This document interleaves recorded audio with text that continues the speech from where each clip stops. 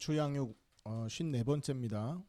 감옥에서 궁전으로 십자가와 부활의 복음이라는 제목이고요. 자, 오늘 요셉이 이제 감옥에 있다가 바로 왕의 꿈을 해석해서 실제적인 그런 요셉이 이제 영광을 받는 그런 장면입니다. 그런데 13년 동안 옥에 갇혀 있었고요. 23년 동안의 이 옥 생활은 완전히 죽은 자와 같았다고 했죠. 그리고 하나님이 그를 끌어내시고 불러내시는 순간 모든 것이 바뀝니다. 자, 그런데 이 하나님께서 이 요셉을 불러냈을 때 활용한 게 뭐냐면 두 가지가 있죠. 하나는 술 맡은 관원장, 또 하나는 바로 왕의 꿈, 이것이었습니다. 자, 그러면 바로가 어떤 꿈을 꿨어요? 1절에서 4절 우리가 다 읽었어야 되는데 시간상 우리가 뒷부분만 읽었는데 1절에서 4절에 보면 바로가 꿈을 꾼 내용이 나옵니다. 바로 왕이 나일강에 서 있었죠. 아름답고 살찐 7 암소가 갈대 사이에 나와요. 그리고 풀을 뜯어먹고 이렇게 놀고 있습니다. 이때 흉악하고 아주 연약하고 막 이렇게 깡마른 소, 불쌍하게 생긴 암소 7이 다시 강가에 올라와서 살찐 암소를 다 잡아먹습니다. 그런데도 이 깡마르고 못생겼던 살찌지 않고 그랬던 이 소가 여전히 흉악한 모습을 갖고 있어요. 이게 첫 번째 꿈이었고요. 5절에서 7절에는 한 줄기에서 무성하고 충실한 7 이삭이 나왔죠. 이삭이 7개가 나와요. 그리고 나서 세약하고 동풍에 마른 7 이삭이 또 나와요. 그런데 마른 이삭이 충실한 7 이삭을 또 삼켜버립니다. 이것 때문에 이제 고민이 깊어진 거죠. 2번이나 비슷한 꿈을 꿨으니까 얼마나 고민 많겠습니까? 그래서 바로왕 주변에 있는 술객, 박사, 점쟁이들 다 불러서 꿈 해석을 시켰는데 아무도 해석을 못했죠. 자,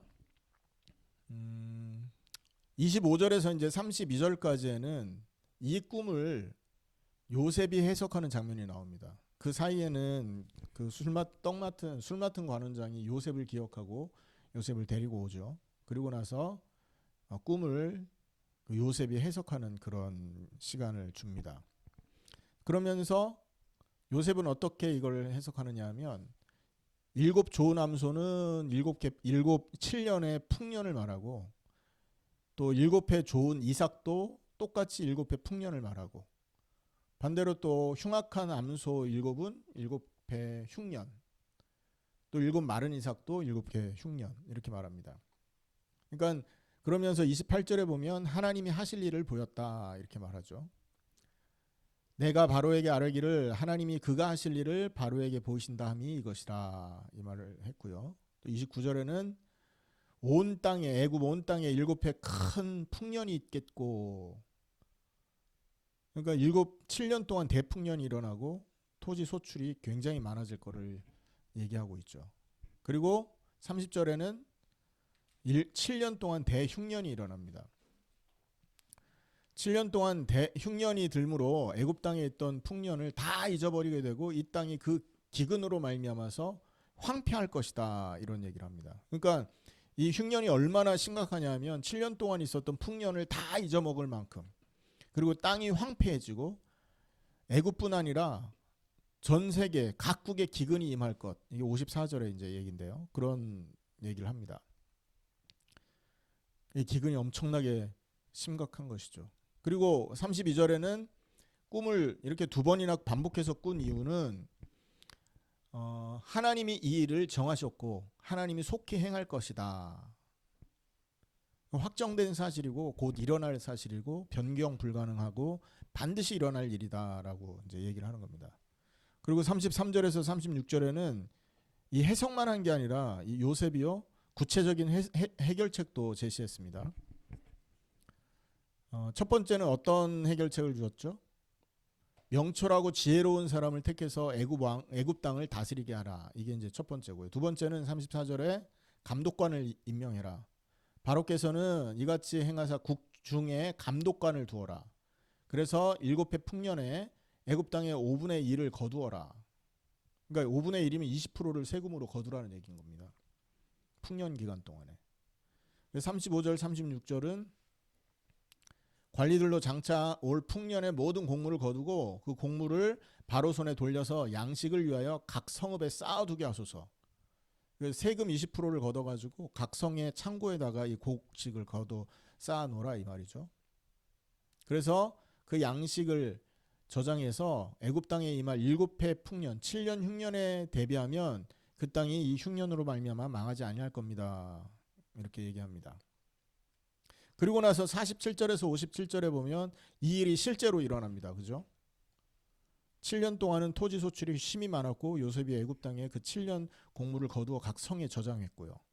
모래같이 심히 많이 쌓아두고 그 양이 무수함으로 헤아리기를 그쳤더라. 워낙 쌀을 이제 많이 쌓아둬가지고 일일이 세기가 어려울 정도였다 이 말이죠. 그리고 53절에서 57절에 보면 애굽 땅에 7해 풍년이 끝나고 요셉이 말한 대로 7해 흉년이 들기 시작하며 각국에는 기근이 있으나 애굽 온 땅에는 먹을 것이 있더니 이렇게 얘기를 했습니다. 자, 이게 지금 41장의 내용이에요. 이것을 가지고 하나님이 감옥에 13년 동안이나 있었던 요셉을 밖으로 나오게 하신 거죠. 근데 이 사건이 단순히 요셉이 감옥에서 풀려났다 이 말이 아니라는 거예요. 이것은요, 우리의 신앙을 얘기하고 있고 우리가 믿을 내용, 하나님이 이 꿈을 이 요셉의 이 스토리를 통해서 이 그리스도를 예표하고 있는 굉장히 중요한 그 어떤 사건이었다라는 것입니다. 그래서 본론에서는 이 꿈에 대한 이 요셉이 꿈을 해석해서 이렇게 밖으로 나온 거에 대한 내용을 가지고 이게 복음과 어떻게 연관이 있는지 한번 좀 살펴보려고 합니다. 첫 번째는요, 감옥과 부르심이에요. 자, 만 2년 후에라는 말이 있죠. 1절에 보면 41장 1절에 보면 만 2년 후에 바로가 꿈을 꾼즉 이렇게 말을 하고 있어요. 이 말은 무슨 말이에요? 그러니까 17세 소년이 30세 성인이 된 그때를 말한 겁니다. 그러니까 13년 동안 감옥에 있으면서 모든 희망이 죽었어요. 그런데 마지막 희망이었던 술 맡은 관원장에게 부탁을 했잖아요. 나가면 나 좀 기억해달라. 그런데 그 부탁을 하고서도 2년이 흘렀다라는 거예요. 모든 희망이 죽었다라는 걸 의미하는 겁니다. 세상이 요셉을 완전히 잊었다라는 걸 말하는 거예요. 히브리어로 이 감옥이라는 이 말은요, 베이트 소아르라고 해서 문자적으로는 둥근 집을 말합니다. 여러분, 둥근 집 뭐가 떠오릅니까? 무덤을 의미합니다. 지금 요셉이 감옥에 있었다, 베이트 소아르에 있었다 이 말은요, 둥근 집 속에 있었다, 즉 무덤에 있었다라는 걸 의미하는 거예요. 그러니까 요셉은 지금 13년간 산채로 무덤에 갇혀 있었던 거예요. 그리고 사람의 도움을 통해서, 술 맡은 관원장의 도움을 통해서 그 감옥에서, 그 죽음의 무덤에서 나가고 싶었는데 그것도 불발이 된 거예요. 이건 뭘 말하는 겁니까? 바로 우리가 가지고 있는 우리의 옛사람의 상태를 말하는 거예요. 이것이 우리의 옛사람이 처한 상태. 에베소서 2장 1절에 죄와 허물로 죽었던 너희 이렇게 말하죠. 죽어있는 상태, 감옥에 갇힌 상태, 죄의 감옥, 마귀의 종의 감옥, 죽음의 포로, 스스로는 절대 나올 수 없는 이런 상태를 의미하는 것입니다. 그리고 이 요셉의 13년 감옥은요, 그리스도의 십자가를 예표하는 것입니다. 그리스도 예수께서는 죄 없으신데 죄인으로 정죄받으셨고 십자가에 달렸고 무덤에 장사되셨잖아요.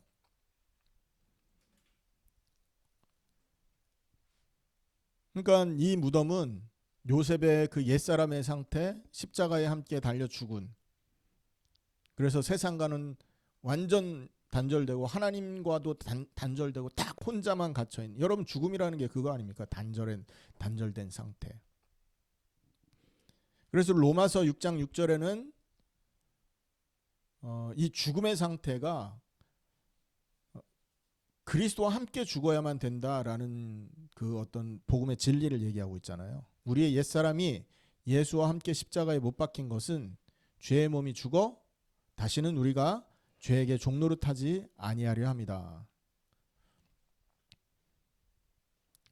자, 지금 이 요셉이 13년간 감옥에 있었다라는 것은 우상 숭배자이고 죄인이고 마귀의 종이고 죽음의 포로 된 우리가 그리스도와 함께 십자가에 죽었다라는 거, 그리고 그렇게 그런 상태에 우리가 들어가야 된다라는 것을 말해주고 있는 것이다라는 겁니다. 왜 이게 필요합니까, 여러분? 고린도전서 15장 36절에는 이런 말씀이 있어요. 우리 한번 찾아보겠습니다. 고린도전서 15장 36절.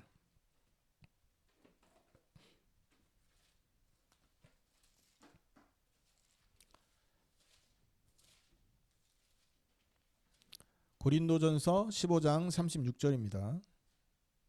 같이 읽습니다. 시작. 어리석은 자여, 내가 뿌리는 씨가 죽지 않으면 살아나지 못하겠고. 그러니까 살아난다, 생명을 얻는다, 그거의 전제는 죽어야 된다. 열매를 맺기 위해서는요, 그 씨가 죽어야 되는, 죽음이라는 것이 반드시 전제돼야 된다라는 얘기를 하고 있는 것이죠. 42절은 뭐예요? 한번 읽어보겠습니다. 시작. 죽은 자의 부활도 그와 같으니 썩을 것으로 심고 썩지 아니할 것으로 다시 살아나며. 43절에는 욕된 것으로 심고 영광스러운 것으로 다시 살아나며, 약한 것으로 심고 강한 것으로 다시 살아나며, 육의 몸으로 심고 신령한 몸으로 다시 살아나나니 육의 몸이 있은즉 또 영의 몸도 있느니라. 십자가와 함께 죽을 때 영광스러운 몸으로 부활할 수 있다라는 걸 말하는 것이죠. 그래서 이 완전한 죽음이라는 것은 완전한 부활을 위해서 반드시 있어야 되는 시간이다라고 성경이 얘기하고 있는 것입니다. 지금 요셉이 13년간 감옥에 있었다라는 것은 죄의 몸이, 우상 숭배의 몸이 하나님 앞에 심판받아야 될 인생이 죽음의 상태에 머물러 있는 것을 의미한다. 그걸 말하는 거죠. 자, 그리고 14절, 우리 다시 창세기 41장 14절로 돌아오면 바로왕이 사람을 급파하죠. 급하게 사람을 보냅니다. 41장 14절 읽어보겠습니다. 시작. 이에 바로가 사람을 보내어 요셉을 부르매 그들이 급히 그를 옥에서 내놓은지라. 요셉이 곧 수염을 깎고 그의 옷을 갈아입고 바로에게 들어가니. 자, 13년간 아무 일도 없었습니다. 그런데 갑자기 폭발적으로 모든 것이 바뀌어버린 거예요. 이건 뭡니까? 이렇게 하나님의 구원이 우리에게 이렇게 급하게 찾아온다는 거죠. 여러분, 급히라는 것은요, 사람의 힘으로 되는 게 아닙니다. 이것은 부활의 능력이라고 하는 것이에요. 요셉이 스스로 나왔습니까? 요셉이 스스로 나왔나요? 아니잖아요. 스스로 나오려고 온갖 방법 다 썼지만 안 됐다니까요. 그렇지만 바로가 불러냈습니다. 스스로는 못 나오지만 바로가 불러냈다고요. 이게 복음이라는 겁니다. 너희가 나를 택한 것이 아니라 내가 너희를 택하여 세웠다, 이렇게 말하지 않습니까? 우리가 스스로 구원을 받으려고 애를 써서 구원을 얻은 게 아니라 하나님이 구원을 준비하시고 그 구원을 우리에게 선물하셨다, 이 말이에요. 요한복음 15장 16절 말씀이었습니다.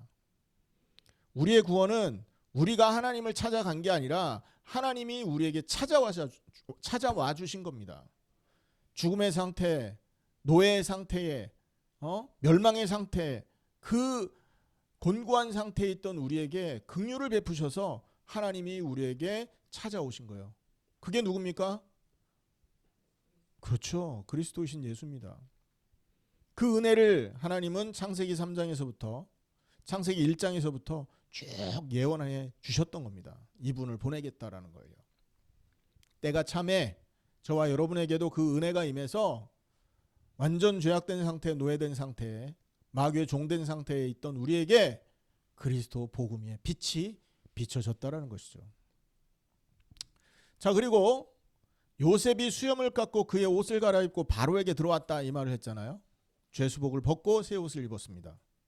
뭘 말합니까? 옛사람을 벗고 새 사람을 입는 모습이에요. 아멘. 죽음의 굴레를 벗어버리고 노예의 사슬을 끊고 생명의 빛으로, 생명의 은혜로, 하나님의 자녀로 신분이 변화된 것을 의미하는 거예요. 고린도후서 5장 17절이죠. 그런즉 누구든지 그리스도 안에 있으면 새로운 피조물이라. 이전 것은 지나갔으니 보라 새 것이 되었도다. 새 것이 됐으니까 어떻게 해요? 새 옷을 입어야 될 거 아닙니까? 아멘입니까? 고등학교 졸업할 때 입던 교복 벗어버리고 대학교에 갔을 때는 새 옷을 입는 거예요. 우리는 그리스도 예수 안에서 죄인의 옷을 벗은 거예요. 그리고 우리는 그리스도 예수 안에서 그리스도의 의의 옷을 다시 입은 겁니다. 그래서 우리는 하나님 앞에 왕 같은 제사장이 된 겁니다. 하나님의 아름다운 덕을 온 땅에 선전하라고 부름받은 자들이 됐다 이 말이죠. 그리스도의 의의 옷을 입자 왕 같은 제사장이 되고 덕을 선전하는 자가 됐어요. 왕, 제사장, 선지자. 뭘 말합니까? 기름 부음을 받은 자 그리스도를 말하는 겁니다. 그리스도의 공로로 우리가 그리스도의 의의 옷을 입고 그리스도의 일을 대신할 직분자로 임명됐다라는 걸 의미하는 거죠. 이게 복음입니다, 여러분. 감옥에 갇혀서 냄새나고 더럽고 막 수염나고 막 엉망된 이 자녀들을, 이 사람을 불러내서 하나님의 은혜로 영광의 복음의 빛을 힘입어 새로운 생명, 새로운 신분, 왕 같은 제사장으로서의 신분 회복이 일어났다라는 것을 오늘 이 요셉 사건을 통해서 보여주는 것다라는 거죠. 자, 그리고 15절 16절 한번 읽어보겠습니다. 15절 16절 같이 읽습니다. 시작. 바로가 요셉에게 이르되 내가 한 꿈을 꾸었으나 그것을 해석하는 자가 없더니 들은즉 너는 꿈을 들으면 능히 푼다 하더라. 요셉이 바로에게 대답하여 이르되 내가 아니라 하나님께서 바로에게 편한 대답을 하시리이다. 편안한 대답을 하시리이다. 요셉이 드디어 이제 바로 앞에 선 겁니다. 바로왕 앞에. 13년 만에 처음으로 자유를 맛보는 순간이잖아요. 바로가 이제 말합니다. 너 꿈 얘기 들으면 능히 푼다며 얘기를 한 거죠. 이제 자신을 드러낼 절호의 기회가 온 거 아닙니까? 아, 맞습니다. 황제님이요, 황제요, 나는 꿈을 해석하는데 일가견이 있는 박사와 같은 사람입니다. 이런 얘기를 해도 되잖아요. 근데 요셉 뭐라고 얘기했어요? 자기를 드러내지 않고 요셉이 바로한테 말합니다. 내가 아니라 하나님이 바로에게 편안한 대답을 하실 겁니다. 내가 아니라 누가? 하나님이 하실 거다라는 거죠. 내가 아니라 하나님이 하실 것이다. 이 말은 한 문장인데 이 한 문장 안에 전체 복음이 요약되어 있다라는 거예요. 내가 아니라 십자가잖아요. 내가 아니라 이 말은 빌아다이라고 해서 히브리 말로 나 없이 나 아닌이라는 뜻입니다. 그러니까 내가 아니다 이 말은요, 나는 이미 죽었다라는 걸 말하는 거예요. 감옥에서 옛사람 죽었다 인 거죠. 그리고 하나님 앞에 서서 이제 나는 없습니다라는 걸 고백하는 겁니다. 옛사람의 완전한 죽음을 선포하는 모습이라는 거예요. 내가 당신 앞에 선 것은 나의 능력으로 온 게 아닙니다. 나의 지혜로 온 게 아닙니다. 나의 의와 나의 공로가 아닙니다 라는 걸 고백하는 거죠.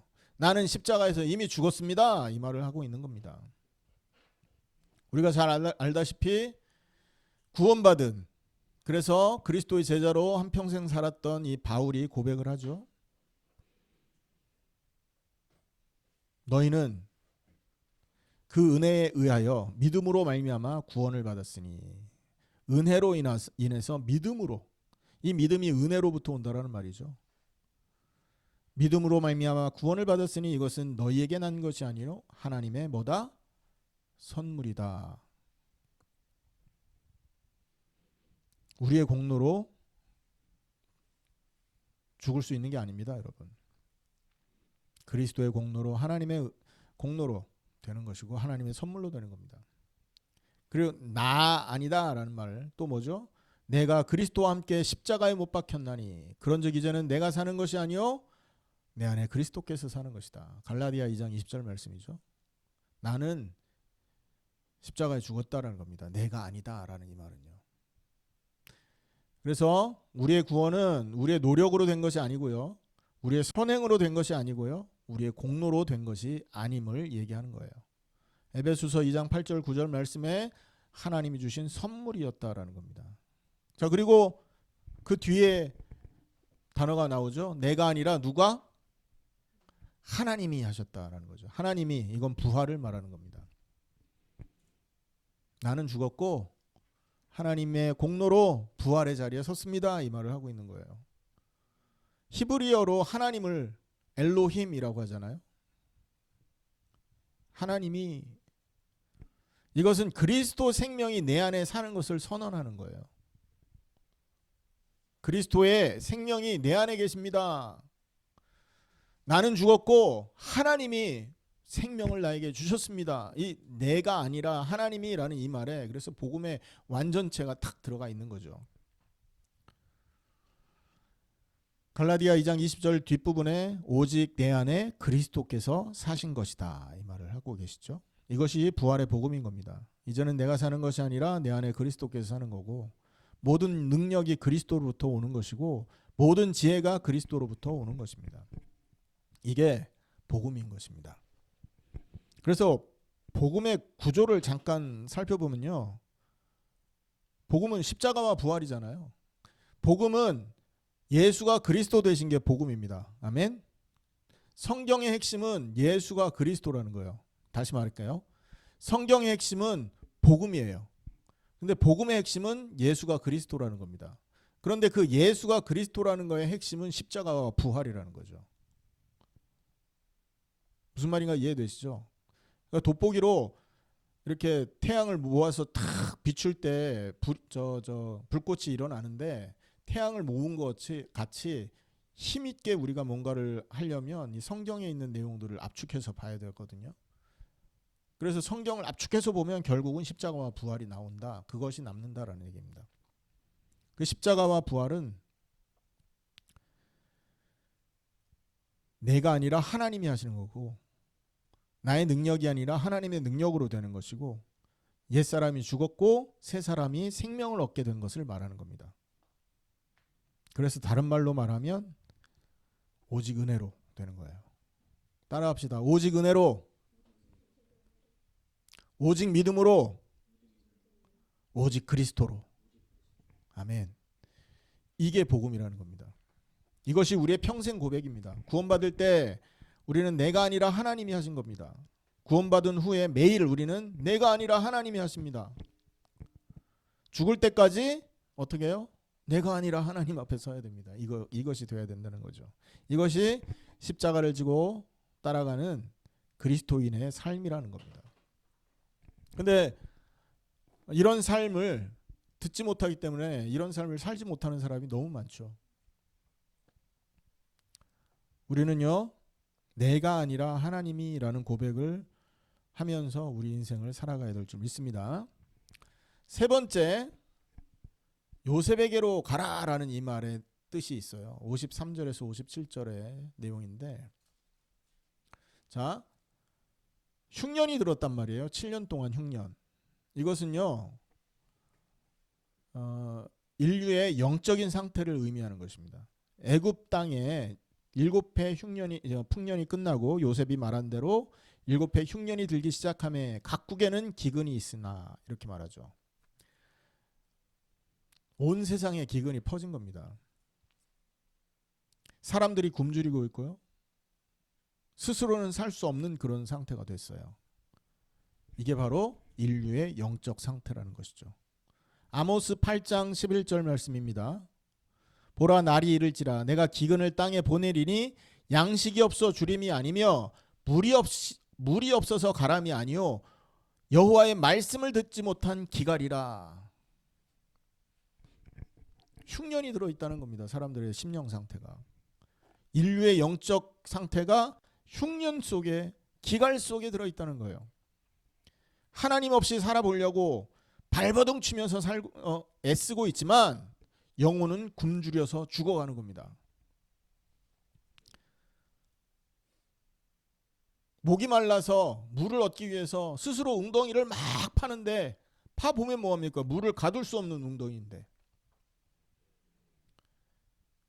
그래서 목이 말라 있고 굶주려 있는 게 지금 영적 상태라는 거죠. 그런데 바로왕이 뭐라고 말합니까? 바로가 55절에 보면 바로가 애굽 모든 백성에게 이르되 요셉에게로 가서 그가 너희에게 이르는 대로 하라.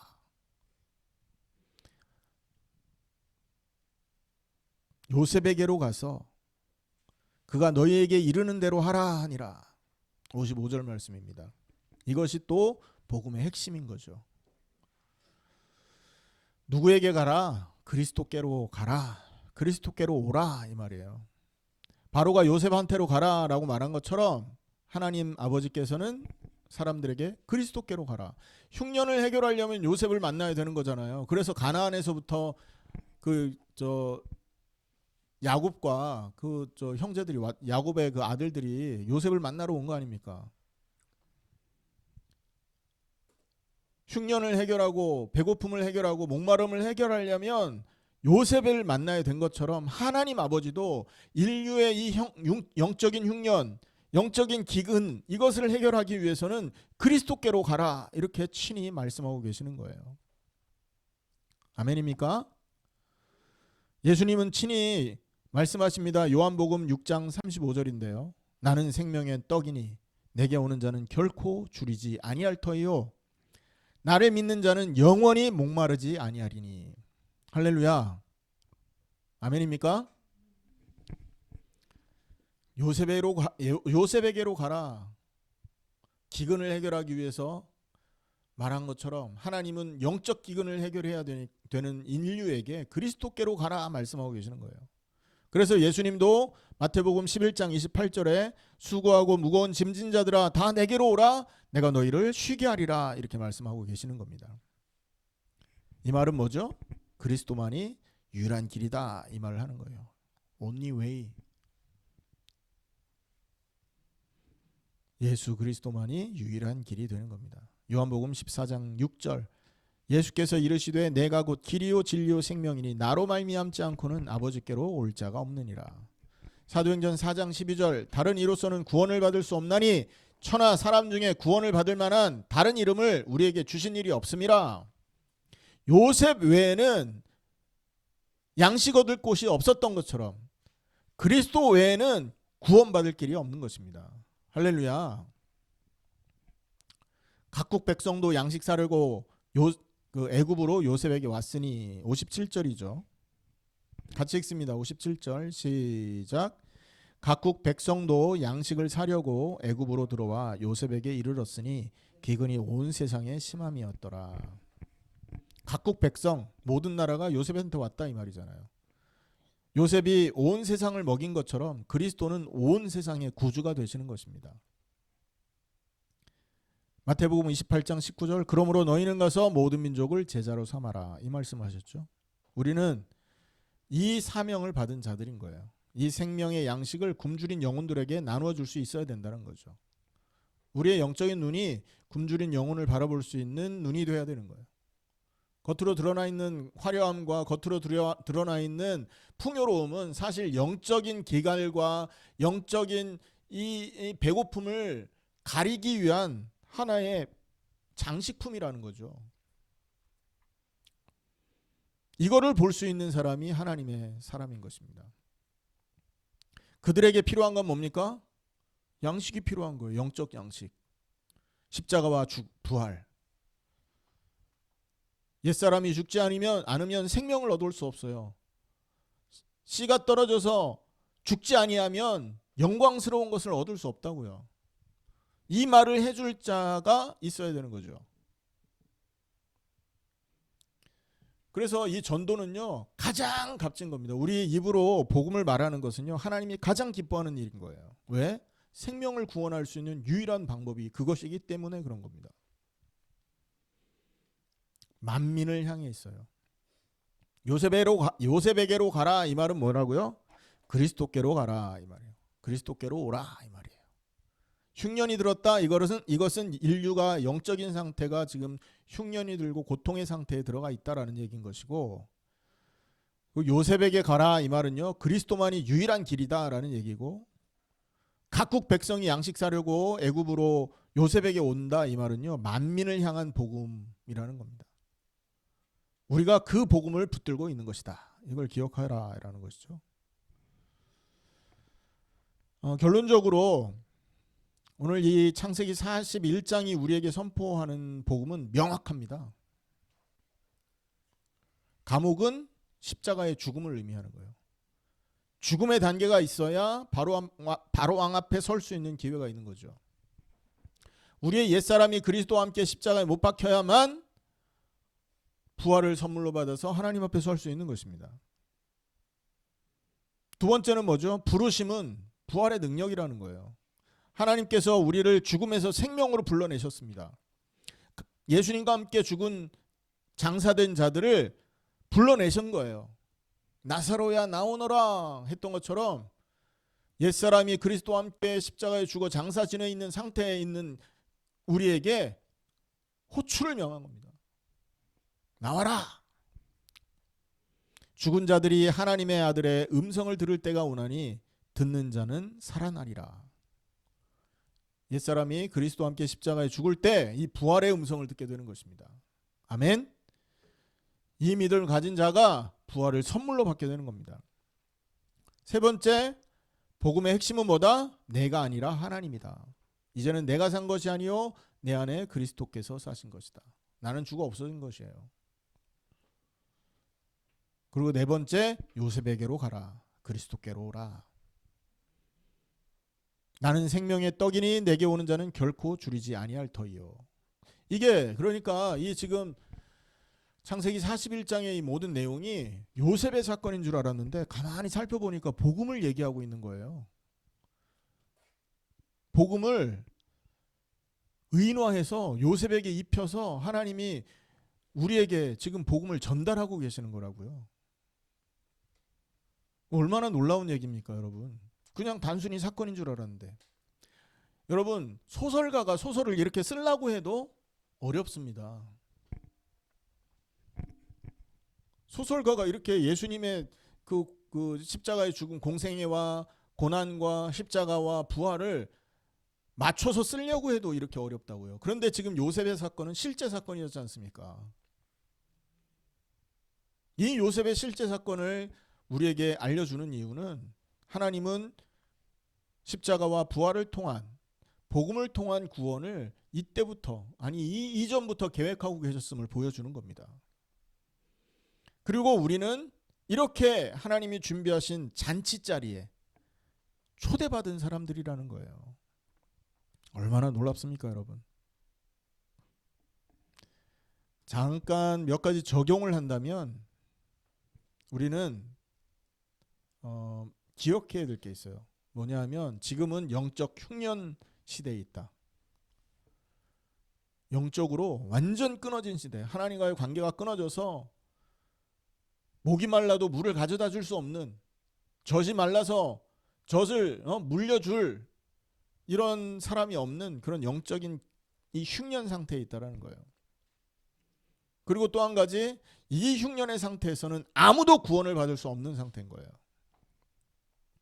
스스로는 절대 구원받을 수 없다라는 것을 오늘 창세기 41장이 얘기하고 있는 겁니다. 하지만 우리에게는 복음이 있습니다. 그리스도께서 우리를 위해 십자가에 죽으셨고요. 사흘 만에 부활하셨고 지금 우리를 부르고 계시는 겁니다. 그럼 우리는 어떻게 하면 돼요? 그리스도께로 가라, 요셉에게로 가라 했던 이 음성을 순종했던 사람들처럼 그리스도께로 가면 되는 겁니다. 그가 생명의 떡이고 우리에게 양식과 이 생수를 줄 수 있는 분이기 때문에. 그래서 여러분 오늘 고백하셔야 됩니다. 그리스도께 가자. 영적인 기근의 상태, 하나님을 떠나서 고통의 상태에 처해 있는 내가 그리스도를 만나자. 로마서 10장 13절에 누구든지 주의 이름을 부르는 자는 구원을 받으리라 그랬습니다. 그래서 늘 기억하십시오. 십자가를 기억하시고 내가 아니라 하나님이라는 사실을 고백하시고 복음을 전달할 수 있는 이런 중심으로 기도할 수 있는, 요셉이 양식을 나눴잖아요. 우리도 이 생명의 떡을 나눠줘야 되는 것입니다. 오병이어 기적에서 여러분 그 예수님에게 도시락을 갖고 왔고요. 그것을 나눠준 사람들이 있었잖아요. 그게 누굽니까? 제자들이었거든요. 제자들이 나눠줬습니다. 우리도 그 나눠줘야 되는 그 사명이 있는 것이죠. 그래서 이번 주에 여러분 기도해 보세요. 이번 한 주에 그리스도께로 와라 하는 이 그리스도를 만나야 된다라는 이 얘기를 할 수 있도록 한번 도전해 보시고 한번 선포해 보시라고요. 자신이 없으면 기도해 보세요. 하나님 이 일 할 수 있도록 만남을 주시고 기회를 주시고 시간을 주시고 내 마음을 열어 주시라고요. 그래서 오늘 그 감옥에서 궁전으로, 다른 말로 말하면 부제는 십자가와 부활의 복음이라는 거, 이 사실을 기억하시고 큰 응답 받으시는 여러분 되기를 예수님의 이름으로 축원합니다. 기도하겠습니다.